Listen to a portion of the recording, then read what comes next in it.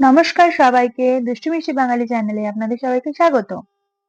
তো প্রত্যেকটা বৃহস্পতিবারের মতোই এই বৃহস্পতিবারও আমাদের দিনটা খুব ভালো কেটেছে। আমরা চলে গিয়েছিলাম ইকো পার্ক। ইকো পার্কের যে মানে অ্যাম্বিয়েন্সটা সেটা খুবই সুন্দর। তোমরা সবাই জানো। এই পার্কটা আমার সবথেকে বেশি ভালো লেগেছে যে গানের তালে, তালে ঝর্ণা হচ্ছিল। বাচ্চাদের জন্য এই জায়গাটা বেশ মানে সুন্দর। ফিল হচ্ছে যে আমরা এটা ছিল আগ্রায় আছি তাজমহল। তাজমহল। এখানে গিয়ে মা একটু বেশ মানে আহ, মজা পেয়েছিল। তো বাবা সকালবেলা বাপি যেরকম বাজার করে আনে সেরকমই বাজার করছিল, সমস্ত মাছগুলো নিয়ে এসেছিল যেরকম আনে প্রতি সপ্তাহেই।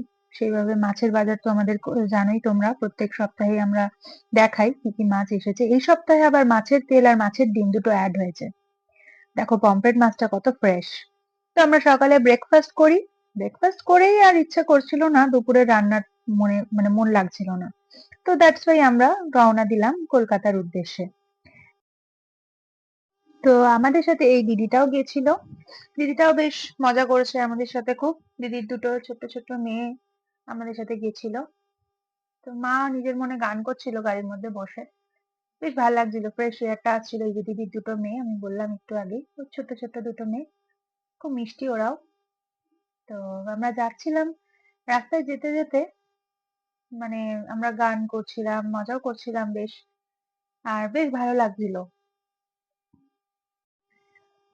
গাড়ির মধ্যেও বেশ গান চলছিল, সব মিলিয়ে বেশ অ্যাম্বিয়েন্সটা ভালো লাগছিল। তো আমরা এসে পৌঁছে গেছিলাম কলকাতা খুব তাড়াতাড়ির মধ্যেই, বেশিক্ষণ লাগেনি।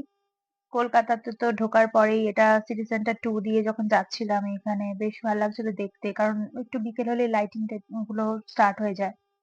তো গিয়ে একটু ফুচকা খেলাম ঢোকার মুখে, কারণ মুখটা কেমন যেন লাগছিল গাড়ি থেকে নামার পর। তারপর আমরা ঢুকেই ফটোগ্রাফি ভিডিওগ্রাফি সব শুরু করে দিলাম। এটা ছিল হচ্ছে ওই সেভেন ওয়ান্ডার্সটা। আর হ্যাঁ, এইগুলো তো তোমরা জানোই যারা গেছো ইকো পার্কে, এই লাইটিং এর ব্যাপারটা খুব ভালো লাগে। অ্যান্ড ভেতরটা তো মানে হেঁটে বেড়ানোর জন্য খুবই সুন্দর জায়গাটা।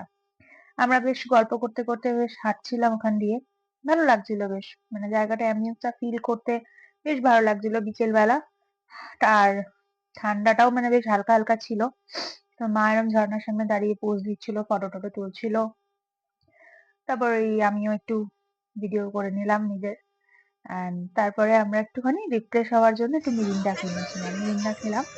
দেন আমরা ঘুরতে এসে বেশ আবার ভালোই লাগছে বল। হ্যাঁ। আর ইভিনিং টাইমটা দেন বেশি আমরা সুন্দর আবার এখানে, এখানে দারুণ গল্প লাগছে। করছিলাম একটু বসে বসে, এইখানে যে আর্টিফিশিয়াল ঘুম স্টেশনটা আছে তার সামনে বসে। তারপর আমরা একটু পাপড়ি চাট খেলাম সন্ধ্যেবেলা স্ন্যাক্স, ইভিনিং স্ন্যাক্স হিসেবে। অ্যান্ড একটু চা খেলাম, না চা না সরি, এটা কফি ছিল। একটু কফি খেলাম। অ্যান্ড তারপর আমরা গেলাম একটু রেস্টুরেন্টে। রেস্টুরেন্টের নামটা আমি বলবো না যেহেতু এটা প্রমোশনের কোনো ভিডিও নয়। তো দেন আমরা এখানে নিয়ে নিয়েছিলাম হচ্ছে আহ চিকেনের একটা আইটেম, তন্দুর আইটেম। চিকেনের ভালো ছিল, এটা খেতে বেশ টেস্টি ছিল, জুসি ছিল। হুম। আর তার সাথে স্যালাডটাও দিয়েছিল, অনিয়ন স্যালাড। তারপর নিয়ে নিয়েছিলাম এটা নবরত্ন পোলাও। এটা স্ট্যান্ডার্ডটা খুব একটা মানে অ্যাভারেজ ছিল। সবই খাবার কোয়ালিটি, এটা ছিল মাটন ক্লে পট। তো সবই খাবারগুলো সবই মোটামুটি ওই অ্যাভারেজ ছিল। তো এটা ছিল আমাদের দিন। সবার আশা করি ব্লগটা ভালো লাগবে।